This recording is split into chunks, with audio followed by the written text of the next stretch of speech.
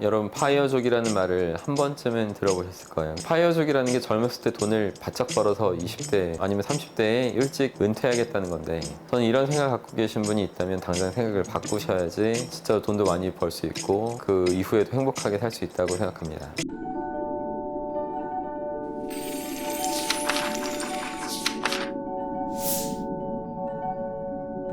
파이어족이라는 말은 미국에서 건너온 건데, 보통 매년 생활비를 4만 달러로 잡고 거기다가 25배에서 100만 달러를 모으는 게 평균적인 목표라고 해요. 그러면 한국 돈으로 13억 정도가 되는데, 우선 젊은 나이에 그 큰 돈을 모으는 것만을 인생의 목표로 삼는다는 것이 그 자체가 행복과 더 멀어지는 것이 되는 겁니다.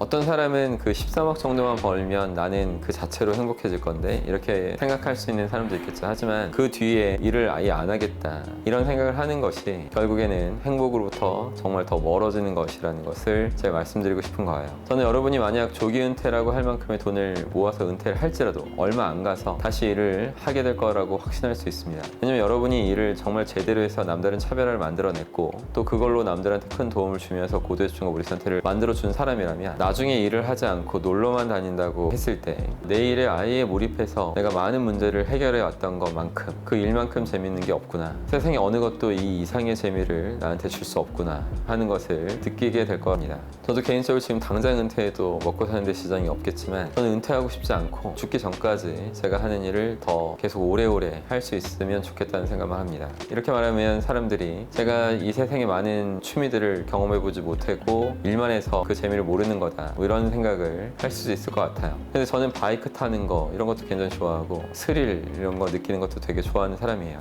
가족들과 어울리는 거, 장기 여행으로 해외여행 많이 다녀오고 스카이다이빙 같은 것들도 많이 즐겨봤습니다. 근데 결국에는 일을 통해서 얻는 만족과 희열, 보람과 환희, 이것을 능가할 수 있는 것이 이 세상에 없다는 것을 더 잘 알게 될 뿐이었어요. 이건 제가 특이한 게 아니라 진짜로 자신의 일에 몰입해서 일을 사랑하고 너무나 즐기는 경지까지 갔던 사람들이라면 다 마찬가지로 적용되는 이야기입니다.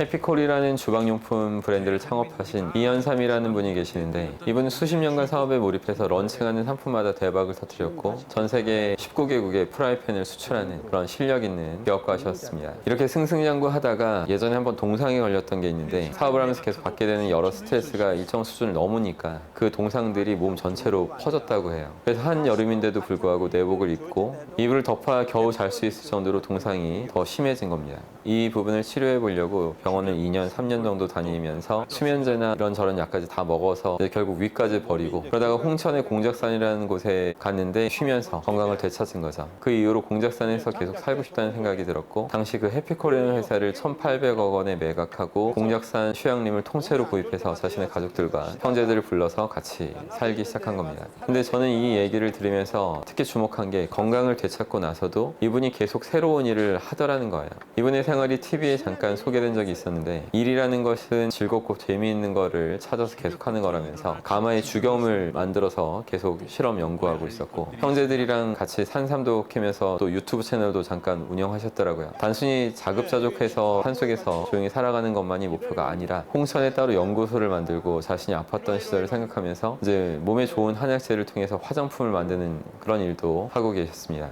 누군가는 이분한테 남은 인생을 호화롭게 살아도 되지 않겠냐고 묻겠지만, 자신이 여러 사업하면서 받고 얻었던 것을 나누고 싶다면서 건강을 지키는 선에서 일을 계속 하고 있었던 겁니다. 이분도 젊은 시절부터 열심히 일을 하면서 세상에 기여하고 공헌할 수 있는 게 얼마나 좋은 건지 몸소 체험했기 때문에 계속 자신의 힘이 닿는 데까지는 일을 계속 하는 게 좋다는 것을 알고 있었던 거죠. 그러니까 몸이 잠깐 아파서 일을 멈춰야 할 필요가 있을 수는 있어도 무작정 조기 은퇴라는 것이 목표가 되고 그것을 위해 산다, 이런 것은 앞뒤 개념이 맞지 않는 것입니다.